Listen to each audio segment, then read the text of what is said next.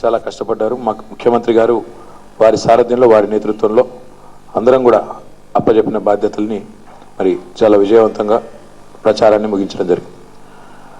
అన్ని మార్గాలు, అన్ని సాధనాలు, అన్ని మాధ్యమాలు, సోషల్ మీడియా కానీ, ప్రింట్ మీడియా కానీ, ఎలక్ట్రానిక్ మీడియా కానీ, అదే రకంగా రోడ్ షోస్ కానీ, బహిరంగ సభలు కానీ, ఎన్ని అవకాశాలు ఉన్నాయో ప్రచారం చేయడానికి, ప్రజలకు చేరువ అవ్వడానికి అన్నీ కూడా వినియోగించుకోవడం జరిగింది.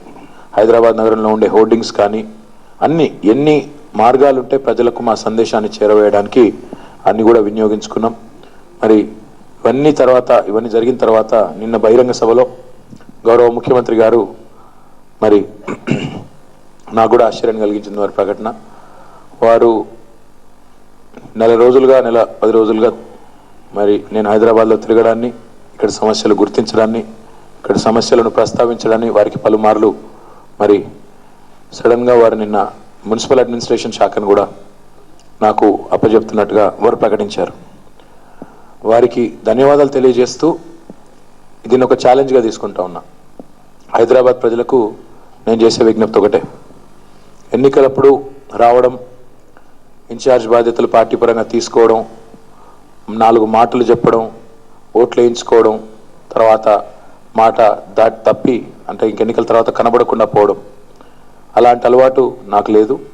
ఖచ్చితంగా గౌరవ ముఖ్యమంత్రి గారు ఇచ్చిన బాధ్యతను, గురుతరమైన బాధ్యతను ఒక ఛాలెంజ్గా తీసుకొని హైదరాబాద్ నగర సమస్యల పరిష్కారానికి, అన్ని సమస్యల పరిష్కారానికి నేను గౌరవ నగర మంత్రులతో సహా వ్యక్తిగతంగా నేను కూడా బాధ్యత తీసుకుంటా. ఈ కొత్త ముఖ్యమంత్రి గారు పెట్టిన బాధ్యతను ఒక ఛాలెంజ్గా తీసుకుంటా ఉన్నా. గ్రేటర్ హైదరాబాద్ను సంపూర్ణంగా పూర్తి స్థాయిలో ప్రతి సమస్యను పరిష్కరించే బాధ్యత వ్యక్తిగతంగా నేను తీసుకుంటా ఉన్నా అని చెప్పి విజ్ఞప్తి చేస్తా ఉన్నా.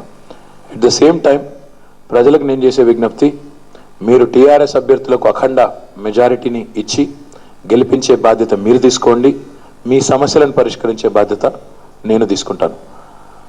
ఒక యువ మంత్రిగా, మరి ఈరోజు హైదరాబాద్ నగరంలో పుట్టి పెరిగిన పౌరుడిగా, ఇక్కడ చదువుకున్న పౌరుడిగా, అదే రకంగా హైదరాబాద్ సమస్యలను ప్రత్యక్షంగా అర్థం చేసుకున్న వ్యక్తిగా, భవిష్యత్ ప్రణాళికలు, ఇతర దేశాలు, ఇతర ప్రాంతాలు చూసి వచ్చి ప్రపంచం ఏ రకంగా ముందుకు పోతుందో అర్థం చేసుకున్న ఒక యువకుడిగా మరి తప్పకుండా హైదరాబాద్ను ఒక అంతర్జాతీయ నగరంగా చేయాలనే ముఖ్యమంత్రి గారి కళ ఏదైతే ఉందో దానికి అనుగుణంగా త్రికరణ శుద్ధిగా తప్పకుండా పనిచేస్తాను.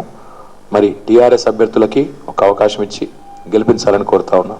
నిజంగా చెప్పాలంటే ఈ ఎన్నికల ప్రచారం అంతా జరిగిన తర్వాత టీఆర్ఎస్ ప్రత్యర్థులైన కాంగ్రెస్, తెలుగుదేశం, బీజేపీ, వారి మజ్లిస్ వీరెవ్వరికి కూడా ఓట్లు వేయడానికి వాళ్ళు ఒక్క కారణం చెప్పే పరిస్థితిలో లేరు.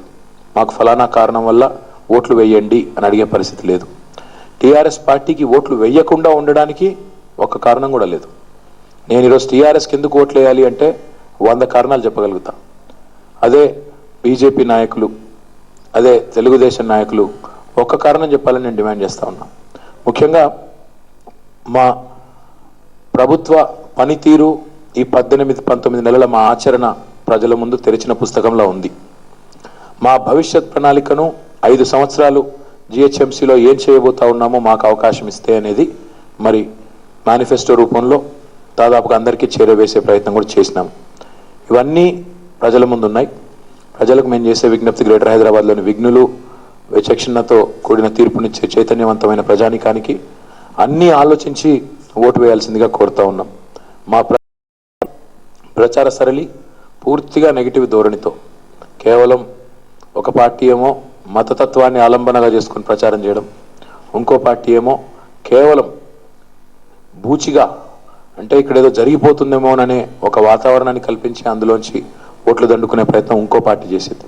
ఒక్కసారి మనం విశ్లేషించుకుంటే మా ప్రత్యర్థుల పరిస్థితిని, భారతీయ జనతా పార్టీని చూసుకుంటే ఈ 19 నెలల ఎన్డీఏ ప్రభుత్వాన్ని, వారి పనితీరును కనుక గమనించినట్టయితే తెలంగాణకు అడుగడుగున దగా చేసింది భారతీయ జనతా పార్టీ ప్రభుత్వం, ఎన్డీఏ ప్రభుత్వం. టీడీపీ, బీజేపీ భాగస్వామ్యంగా ఉన్న ఎన్డీఏ తెలంగాణ పట్ల సవతి తల్లి ప్రేమను ప్రదర్శించిన మాట అక్షర సత్యం. మంత్రి